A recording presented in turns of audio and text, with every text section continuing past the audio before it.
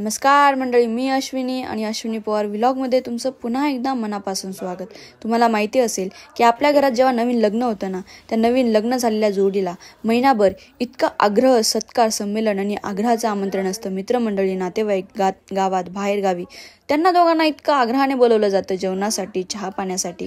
मग काय तुम्हाला माहिती आहे का, आमच्या नवीन जोडीला वेळ कमी भेटला म्हणून गावाकडे राहता आलं नाही। जॉब खातीर आम्हाला नाशिकला रिटर्न व्हावं लागलं। पण काल पहिल्यांदा नेहाताई म्हणजे आमच्या फ्लॅटच्या शेजारच्या नेहाताई राहतात, त्यांनी पहिलं आमंत्रण दिलं होतं आम्हाला 4-5 आमंत्रण दिलं होतं जेवणासाठी। आणि खास नेमके काल पप्पा पण आलेले होते आणि पप्पांचा 31 तारखेला बर्थडे। तर तुम्हाला रिअल गंमत अशी सांगायची, मी खरं बोलते, मी 2 वर्षात काही कमवलं असेल ना, तर मी ह्या नेहाताईंचा विश्वास आणि मेन म्हणजे त्यांच्याकडनं खूप साऱ्या गोष्टी शिकून घेतल्या। नेहाताई माझी नुसती मैत्रीण नाही आहे किंवा शेजारी नाही आहे, तर त्या माझ्या गुरु, आई, बहीण सर्व काही आहेत। मी जर आजारी पडले असेल ना, तर त्यांनी रात्रीची पहाटेची धावून आल्या असतील, मला जे आवडेल ती डिश बनवून दिली असेल। मी जर गावाला गेली असेल तर माझ्या मिस्टरांना, माझ्या दिराला, माझ्या फॅमिलीला त्यांनी सांभाळलं असेल। 3-3 दिवस त्यांनी नाश्ता पाणी डबेसुद्धा करून दिले असतील आणि मी पण माझ्याकडनं परिपूर्ण देण्याचा प्रयत्न करतात।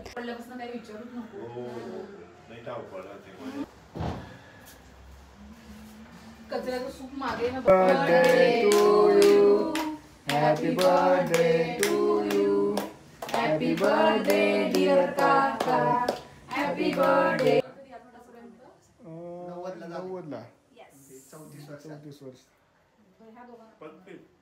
आज माझ्या कुटुंबाला माझ्या 2 वर्षाच्या केलेल्या ज्या गप्पा गोष्टी होत्या, माझ्या बिहेवियरवरनं त्यांनी माझ्या कुटुंबाला इतकं छान काल प्रेमाने जेवण सांगितलं, प्रेमाने पप्पांचा बर्थडे सेलिब्रेट केला, केक कट केला, आनंदाने सत्कार आणि आदरातिथ्य केलं।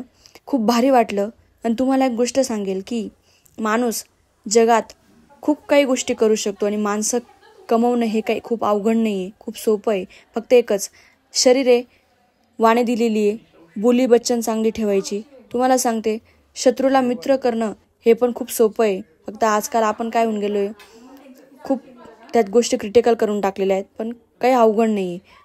आपलं बोलणं, आपलं वागणं जर सहज सोपं आणि साधं असेल आणि प्रत्येकाशी जर आपण प्रामाणिकपणे वागत असू, तर सिटीमध्ये सुद्धा मैत्रिणी होतात, सिटीमध्ये सुद्धा एक घर कुटुंब तयार होतो, जीवाभावाचे माणसं तयार होतात। आणि मी या 2 वर्षात जीवाभावाचे माणसं तयार केले, ते म्हणजे माझ्या शेजारच्या नेहाताई, ज्या माझ्यापेक्षा मोठ्या आहेत, माझ्या गुरु आहेत, आई आहेत, त्यांना मी कमवलं। मला खूप भारी वाटलं।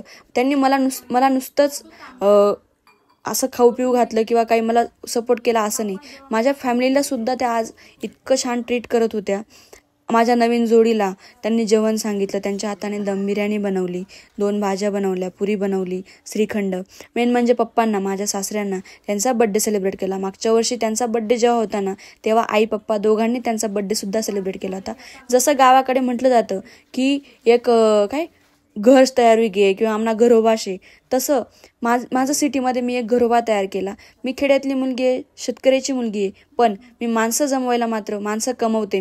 मी माणसं गमवत नाही। मला जे भेटलं ना त्याच्याशी खूप प्रेमाने बोलते, खूप काही मला पाहिजे म्हणून नाही बोलत, पण मी माणसं मात्र कमवली आणि मी नेहाताईंना कमवलं, म्हणून मला खूप भारी वाटलं।